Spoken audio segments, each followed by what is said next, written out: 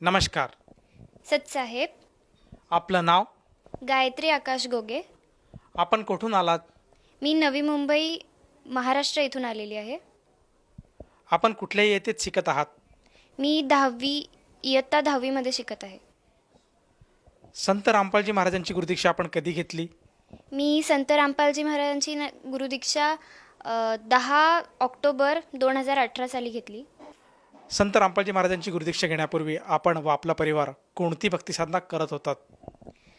संत रामपालजी महाराजांची गुरुदीक्षा घेण्याआधी जसं की मी लहान होते तसं आईवडिलांना बघून ती जे भक्तिसाधना करत होते तसंच मीही त्यांच्यासोबत भक्तिसाधनामध्ये करत होते. म्हणजे गणपती पूजणे वगैरे, नवरात्रीमध्ये दांडिया खेळायला जाणे, गरबा खेळणे, गणपती असताना जेव्हा आपण गणपती बसतात तेव्हा ढोल पथकामध्ये सहभागी होणे, या प्रकारची आम्ही भक्तिसाधना करत होतो.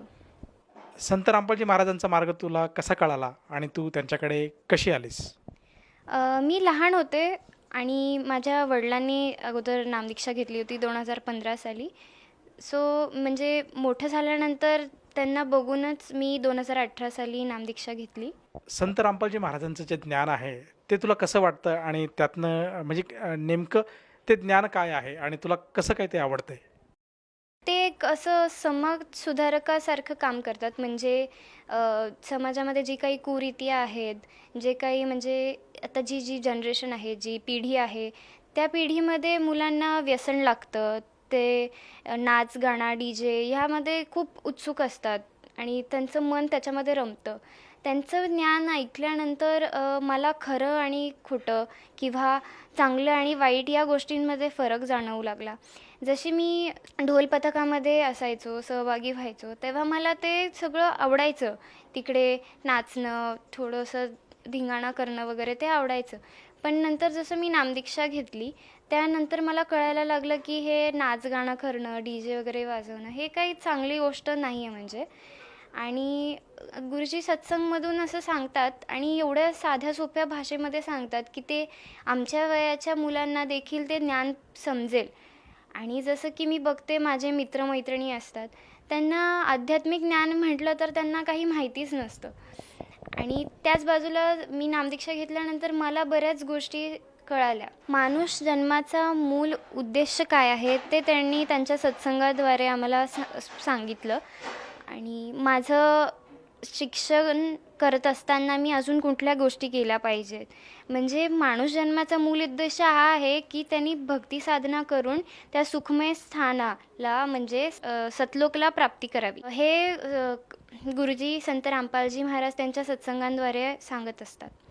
त्याआधी आम्हाला कोणी सांगितलं नव्हतं की माणूस जन्माचा हा मूल उद्देश आहे की तुम्ही भक्ती साधना करून तिथे गेलं पाहिजेत, मूळ स्थानामध्ये जिथून आपण आलो आहोत.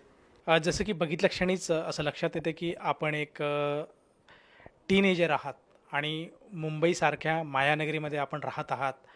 आपण शालेय जीवन व्यतीत करत आहात. मुंबई म्हटलं की त्यामध्ये बॉलिवूडचा एक छबी आहे, प्रभाव आहे. त्याचप्रमाणे मुंबई म्हटलं तर मायानगरी आणि मौज मजा करण्यासाठी बरेचसे लोक दुनियाच्या कुठल्या ना कुठल्या कोनातनं मुंबईमध्ये केवळ येतात आणि मौज करणं, मजा करणं, आनंद लुटणं हाच त्यांचा हेतू असतो. परंतु या विपरीत तू आज आध्यात्मिक मार्गाकडे वळाली आहेत. तर हे कसं काय? जरी ही मायानगरी असली तरीही संत रामपालजी महाराजांनी त्यांच्या सत्संगांद्वारे आम्हाला मूळ उद्देश मानव जीवनाचा काय आहे ते सांगितलं.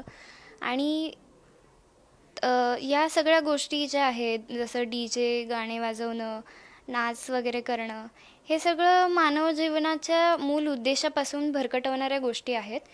आणि शालेय जीवनामध्ये माझा मूळ कर्तव्य काय आहे, एक नागरिक म्हणून माझं काय कर्तव्य आहे, मी कसली भूमिका पार पाडली पाहिजे, या प्रकारच्या काही गोष्टी मला त्यांनी म्हणजे त्यांच्या सत्संगांद्वारे मला कळाल्या.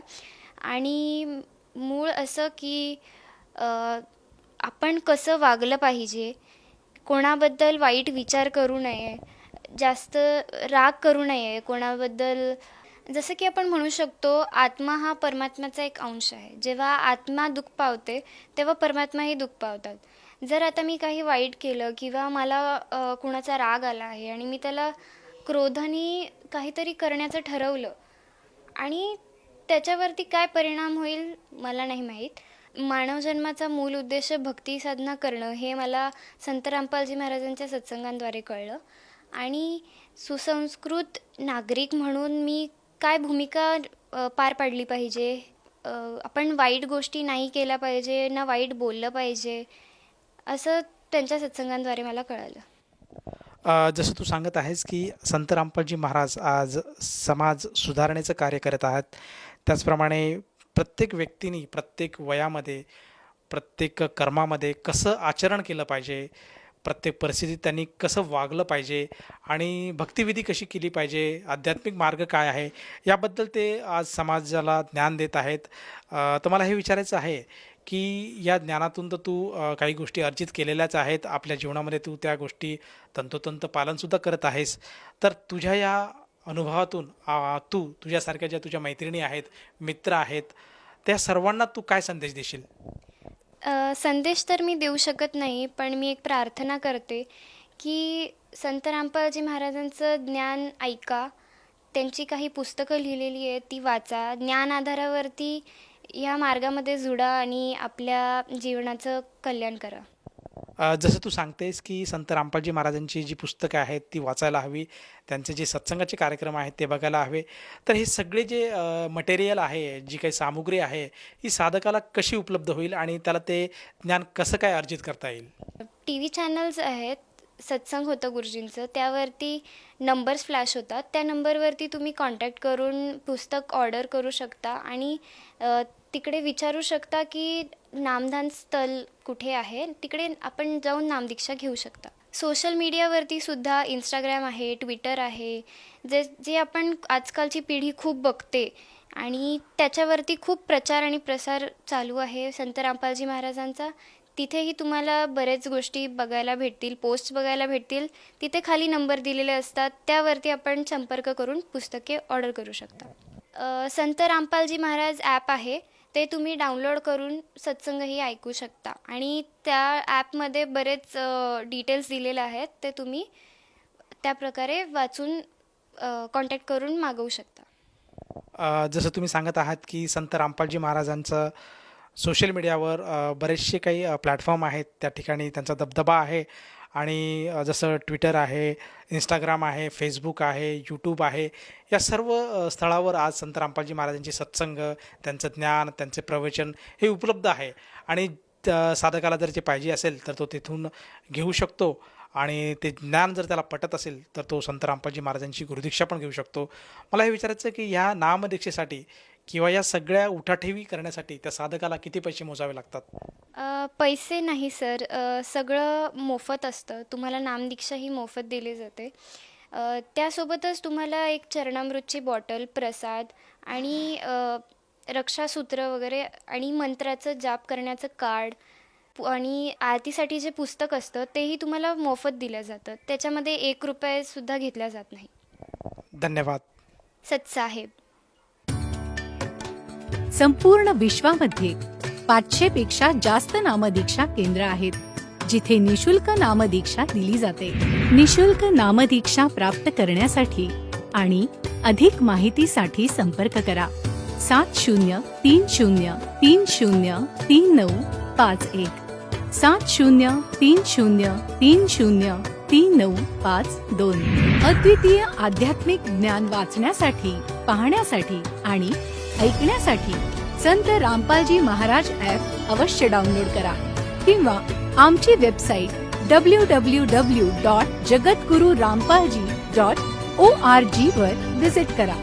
आम्हाला सोशल मीडियावर फॉलो करा. सर्व पवित्र धर्मांच्या पवित्र शास्त्रांवर आधारित प्रमाणित अनमोल पुस्तक ज्ञानगंगा किंवा जगण्याचा मार्ग यापैकी कोणतेही एक पुस्तक निशुल्क मागवण्यासाठी आपण आम्हाला आपले पूर्ण नाव, पूर्ण पत्ता, पिनकोड आणि फोन नंबर सह लिहून 7030303951 किंवा 7030303952 या नंबरवर SMS करू शकता किंवा 7030303950 या नंबरवर व्हॉट्सअप देखील करू शकता.